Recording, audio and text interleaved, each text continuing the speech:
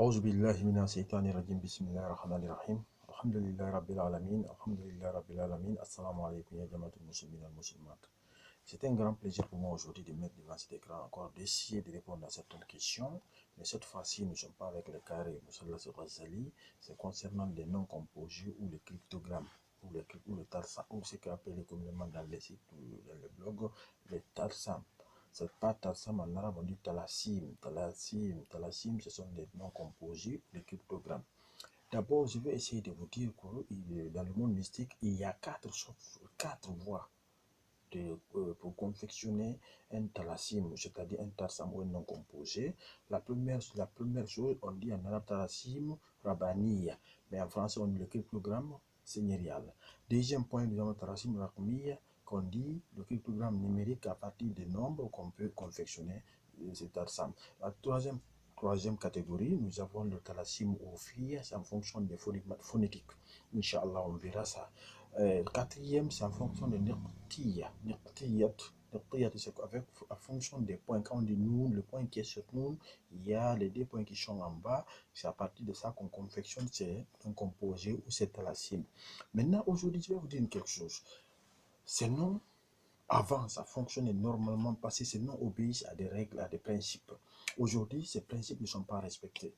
Et ces noms, on ne peut les utiliser que certains demandent même une retraite spirituelle, ou un qalwa, ou bien un riada, etc. Mais aujourd'hui, on ne prie pas ça à travers le monde. C'est lui qui m'a posé la question, j'essaie de vous répondre, profitez-en. Donc, quand vous avez un nom composé ou un cryptogramme, évitez, parce que maintenant là, c'est les gens, comment on appelle ça, des exotiques ou des apprentis exotériques ou des techniciens, vous voyez, d'une force mystique qui maquille le cénacle de l'initiation vraie. Donc évitez d'utiliser ces noms, parce que ces noms, d'abord, je vous dis, obéissent à des règles, à des principes. Il y a les heures du cycle de ces noms composés ou de ces cryptogrammes, il y a la période, il y a le moment, il y a le jour, il y a le mois, il faut tout ça là doit être. Il y a l'astrologie qui intervient dans le cycle de ces noms composés. Mais aujourd'hui, on le sent. Celui qui m'a envoyé cet tarsam, dès que je le vis, j'ai dit, je suis obligé de faire une vidéo par rapport à ça, parce que c'est une manière de sauver aussi. J'ai dit, il y a quatre manières de composer un nom et de confectionner un nom composé ou d'un cryptogramme. Je vous ai cité ces quatre. Nous avons le cryptogramme seigneurial avec les lettres, les noms sourianiques et plus les 29 sigles qui sont dans le courant. Hamim, Kahaya, Ensad. À partir de cela, on compose un nom, on obtient un nom composé. Ou bien il y a le cryptogramme numérique, ça c'est avec les chiffres, les nombres, les adad, on verra ça aussi. Nous avons aussi à fonction des lettres, les lettres, ça c'est en arabe on dit Terrasim ou Fiya.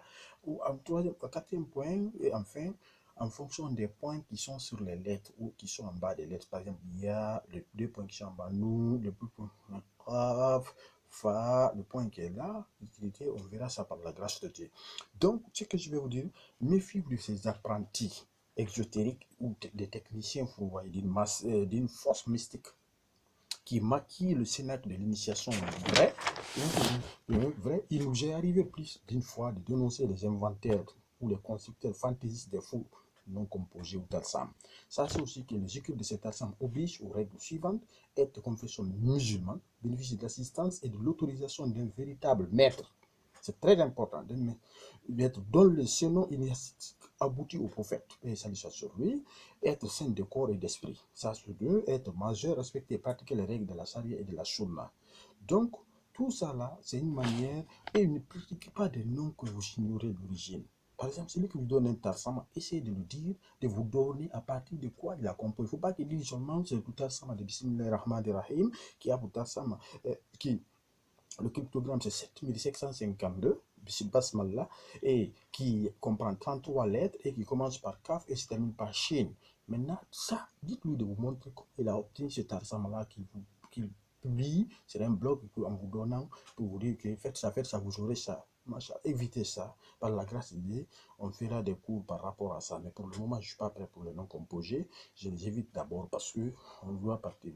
Donc, Évitez ceci, c'est très important. C'est très important dans la raison. Comme je vous dis, méfiez-vous des noms composés ou des salasim. En arabe, on dit talasim. Ne les utilisez qu'en limpide et pleine connaissance de cause, en fonction d'une autorisation mystique qualifiée selon les règles des écoles confrériques autorisées. Il est très important.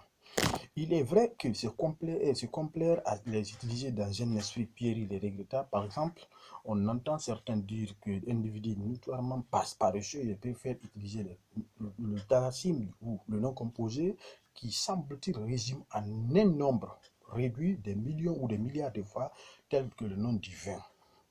Comment Latif. Que le cryptogramme de Latif prononcé une seule fois, tu as prononcé Latif 16 641 fois. On a vu les noms composés comme ça, on dit que c'est le nom composé de Latif, tu as la cime de Latif. Quand tu le prononces une seule fois, tu as prononcé Latif 16 641 fois.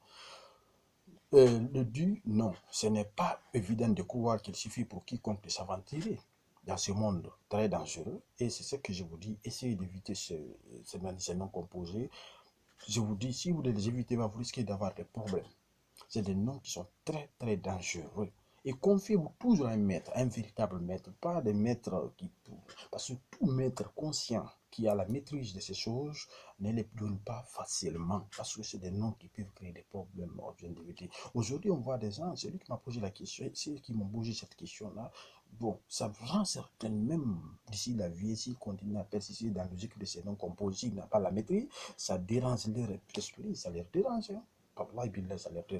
Donc, essayez d'avoir un maître qui est initié dans ce domaine-là pour que vous puissiez être quelqu'un qui est autorisé à utiliser, à faire le zikr de ce nom.